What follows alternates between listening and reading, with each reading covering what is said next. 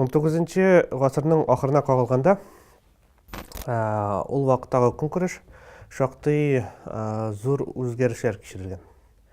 Һәм ол тарихының бар дәрежелерінде де, бар қатауларында да шақты көріне. Бар аспектларда да. Дискурста өзгере бара социологияда, ол заман үшін динде өзгере бара. Һәм инде күнкөрішінің өзгерулері алар көп очракта шушы менә күнкөрішнең иң мөһим аспектларына кагыла торган булган. Монда күп кенә мисаллар китерергә була. Мәсәлән, кием мисалы, күп кенә бу вакытта инде мондай әйберләрне сөйләгәндә, спекуляциялар да булганда, мәсәлән, нәрсә ашарга ярамый бер яктан. Икенче яктан ураза тотылу проблемасы, тоже зур проблема булган ул заман өчен. Анысы инде 20-нче гасыр башындара. Аннан соң җир мәсьәләсе шактый кагылган инде. Исереклек мәсьәләсе, димәк, мәскәрәтнең гомумән проблемалары булган.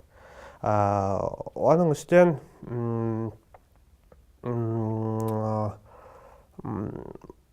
19 гасырның ахырында 1880 еллардан татар дөньясында, татар галәмендә Русияның мөселманнары арасында гомумән СМИ дигән бер яңа иҗтимагый тармак барлыкка килә. Һәм инде аның, мәсәлән, беренче гәҗит чыга башлый. Исмәгыйль Гаспарлы тарафыннан Тәрҗемән газетасы. Тәрҗемән газетасы ул вакыт өчен ул дөрестән дә бик зур таяныш була. Таяныш була ул кайсы өлкәләрдә. Беренче чиракта коммуникация, дин һәм алдангы фикерне киң катлауларга җиткерү мәсьәләләрендә. Һәм шушы мәсьәләгә кайтканда, монда берничә аспектны әйтеп үтәргә кирәк. Ул, мәсәлән, беренче чиракта тел проблемасы, тел мәсьәләсе. Менә көнкүрешкә кайтканда, иң электән, хәзердә инде аны шулай итеп бирәләр, тел мәсьәләсе ул күп әйберләргә дөрес коннотация, димәк, дөрес аңлайышның юлы, ягъни ысулы дип әйтергә кирәк. Чөнки, мәсәлән, кайтканда шушы гәҗитләргә монда беренче сорау туа. Менә бит инде без Исмәгыйль Гаспарлы Кырым татары булган. Менә тел мәсьәләсе ничегрәк булган? Кырым татары Казан татарын аңлаганмы, аңламаганмы? Ул бер проблема. Әгәр дә инде без сезнең белән генә бу проблеманы әдәбиятта өйрәнсәк, без сезнең белән беләбез. Менә Кырым татары ул аерым бер тел, Казан теле татары бер аерым тел. Ләкин аларның бер-берсен аңлый торган формалары булган. Һәм инде ул форма, дөресен әйткәндә, ул гади сүз белән әйткәндә, гарәп, фарсы һәм төрек телләрне катнаштыру bir шундай native language түгел, ясалма тел була инде бу. Һәм инде аны гадәттәнчә әдәбиятта иске татар теле дип атыйлар. Гомумән бу телне динчеләр, димәк, гөләмә һәм суфилар теле дип әйтәләр.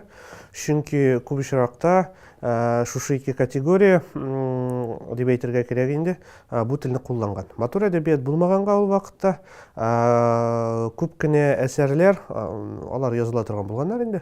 Алар дини контекстта язылганнар һәм инде дини проблемаларны күтәргән. Аннан тыш ул әхлак проблемалары булган, мәсәлән, әдәп һәм башка шундыйрак проблемалар. Һәм инде менә шушы текстларда шул тел куллана торган булган, һәм аның таралышы география тарафынан караганда ул шактый гына булган. Чөнки бу телне кулланучылар дип әйтергә кирәк. Алар Казанда да булган, Кырымда да булган, Казакстанда да табып була, Сибирьдә дә табып була. Демәк, бу шундый ясалма конструкция була, әмма дә ләкин ясалма булса да үзенең өчен элемтә өчен төрле тарафта торучы татарлар өчен бу бик тә уңайлы бер усул булган, шушы элемтәне тотыр өчен.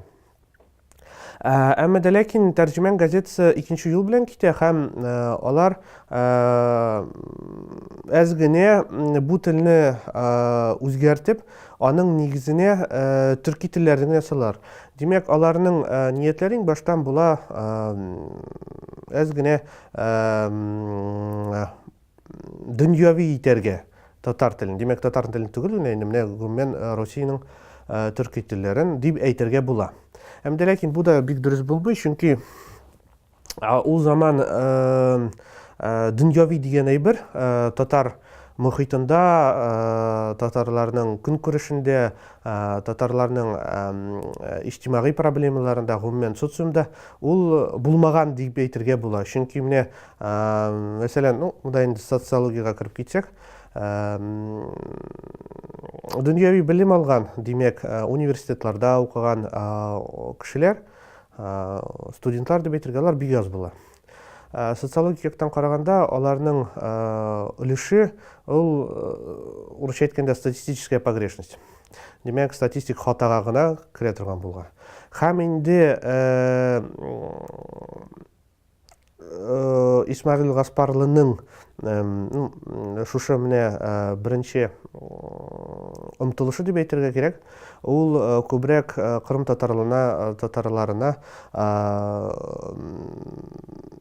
нигезләнгән була. Чөнки алар арасында гадәттәчә шушы менә дөньяви белем алган кешеләр, аларда офицерлар күп була, аларда күп була һәм гәҗит, мәсәлән, алар тарафыннан күбрәк укыла. Бу бер мәсьәлә. Икенче мәсьәләдән киткәч, менә әгәр дә инде хәзер безнең инде гәҗиткә караганда, бу менә тәрҗемән гәҗитенә караганда, ул шул заман өчен социаль читтәлек кебек әйбер була. Чөнки мәсәлән, безнең Казан губерниясының берәр Мамадыш язындагы берәр авылыннан берәр имам язып җибәрсә, бер хат, аңа Кырымнан бер иптәш, мәсәлән,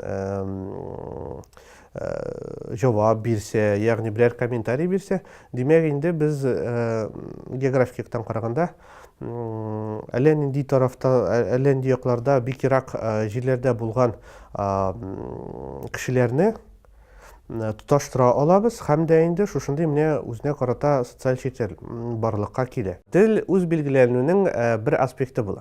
Димәк, бу инде беренче чиракта дин әһелләренә кагыла. Монда бик уңайлы гына мантык, димәк, логика. Әгәр дә мин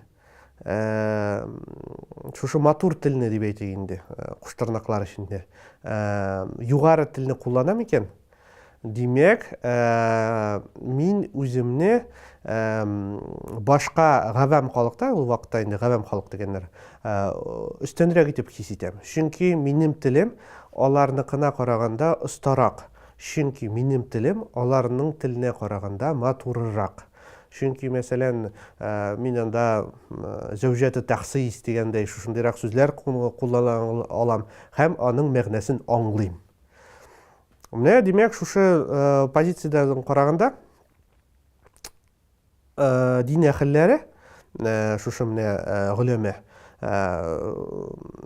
шундый менә конкрет сызык сыза һәм менә димәк, гавами халык арасында һәм гөләмә арасында. Һәм инде тел шушы сызыкның бер нигезе була дип әйтергә кирәк. Бу бер проблема. Икенчедән, әле менә ике тел дип кенә әйтеп, ике вариант дип кенә әйтеп булмый, чөнки алар үзенә күбрәк булган. Менә мин әйтеп киткән тәрҗемән газетасы 20нче гасыр башында инде дип әйтергә кирәк. Аның үзенең теле формалаша һәм инде ул телне кайбер фән әһелләре тәрҗемән газетасының теле дип атыйлар. Демек инде менә шушы бу шул дөньяви телнең әсәре дип әйтергә кирәк, чөнки гадәттә ул тел белән сөйләшмәгәннәр.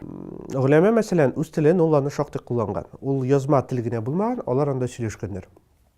Чөнки тагын бер кат әйтәм, аларның шушы телне куллану, урысча әйткәндә речевая артикуляция, дөрес итеп сөйләү, ул аларның белеменең бер шундый дәрәҗәсе һәм күрсәткече булган. Менә тәрҗемән газетасының теле ул сөйләшә торган тел булмаган һәм инде менә тәрҗемән газетасыннан дөресен әйткәндә тыш чыкмаганда. Ул инде Казан татарларында кагылганда дип әйтергә кирәк. 1905 елда мөхиттәге үзгәрешләр көчәеп китә, чөнки революция башлана. Һәм шушы революция башлангач, мәсәлән, анда күп кенә уңайлыклар барлыкка килә, һәм инде мәсәлән, хукук дигән әйбер мөселманнар тарафында да алар шактый гына үсеп килә дигәндә. Мәсәлән, анда барлыкка килә шушы менә гәҗит чыгару хукукы, дин сайлау хукукы, инде әйткәндә инде, гади тел белән әйткәндә. Һәм барлыкка килә күп кенә газеталар. Мәсәлән, Петербургта Гатаулла Баязитов тарафыннан чыгарыла башлый. Нур газетасы һәм 4-нче номерда, 4-нче санда Гатаулла Баязитов нидән укучылардан, газет укучылардан, газет алучылардан сорый. Нә телдә язабыз дип. Демәк, кайсы телдә язабыз? Нинди телдә сезгә була уңайлырак аны укырга? Менә монда ул берни күрсәтә. Бу үзенә карата маркер. Ул дөрестән дә бер яктан дискурс маркеры, икенче яктан социология маркеры һәм гомумән ретроспектив маркер. Чөнки шушы вакытта без менә әйтә алабыз. Менә әгәр дә Гатаулла шушылай иттереп сорауны куйгач, демәк, телләр күп булган. Телләр күп булган дип әйткәндә инде, демәк, татар теленең вариациялары, вариативлыгы ул шактый булган. Киң дип әйтеп булмый, менә 3 моментны әйтеп киттек. Һәм шушы телләрне кулланучылар да шактый булган, алар төрле тарафта яшәгәннәр. Һәм менә мондый контекстта Баязитов сорауны куйгач, демәк, аның өчен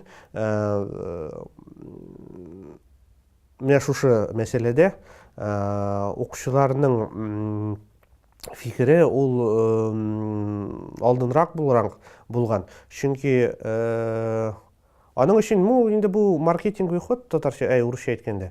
Чөнки кайсы телдә кеше күбрәк сөйләшә, демәк, шуның кадәр кеше гәҗитне ала. Безнең өчен инде бу бер күрсәткеч менә. Нинди вариациялар булган һәм алар ничек таралган булган. Менә бер як. Аннан соң, мәсәлән, шушы тел проблемасын дәвам иткәндә, Шура журналында,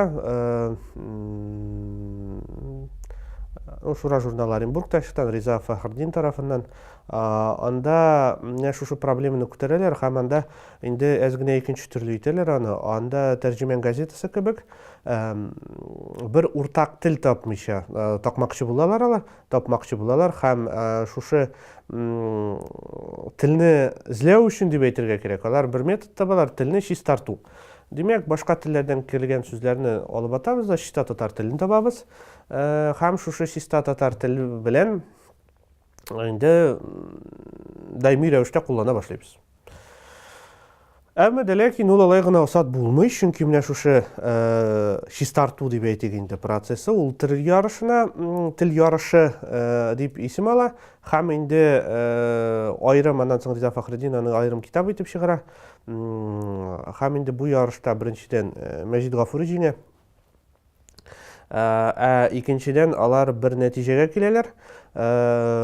Татар телендә, саф татар телендә сөйләшеп булмый, язып булмый, фикер йөртеп булмый. Чөнки күп кенә концепцияларның, күп кенә категорияларның татар телендә синоним һәм аңлатмалары юк. Ул, мәсәлән, дингә кагылышлы. Икенче проблема ул, мәсәлән, дингә дип әйткәндә инде аның дәвамы, ул юриспруденция проблемасы. Демек, шариғатның көп кенә категориясын аны бірнешікте тәржіме етіп болмай. Һәм инде демек біз шипши татар тілінде сөйлеше алмайбыз. Чөнки ул юк ул вообще.